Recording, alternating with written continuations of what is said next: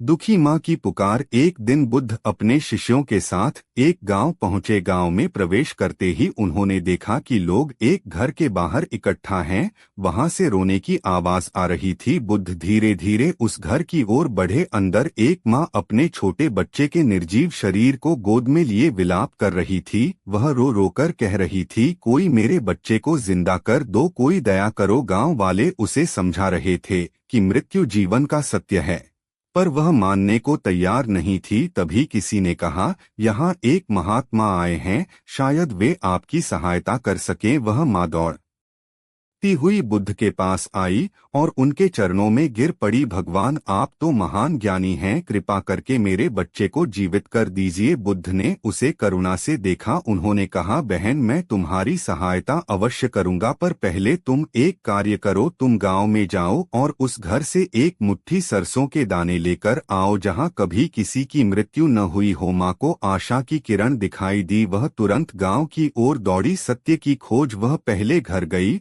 और बोली, मुझे एक मुट्ठी सरसों चाहिए, पर शर्त यह है कि उस घर में कभी किसी की मृत्यु न हुई हो। घर की स्त्री ने दुखी होकर कहा, बहन, हमारे घर में तो पिछले वर्ष मेरे पिता का देहांत हुआ था। वह अगले घर गई, वहां भी किसी ने कहा, हमने अपने दादा को खोया है। तीसरे घर में किसी ने बताया, हमारी माँ नहीं रही। वह पूरे गांव में घूमी, लेकिन ऐसा कोई घर नहीं मिला जहां मृत्यु ने दस्तक न दी हो। धीरे धीरे उसके मन में एक सच्चाई स्पष्ट होने लगी, मृत्यु सबके जीवन का हिस्सा है, यह केवल उसके साथ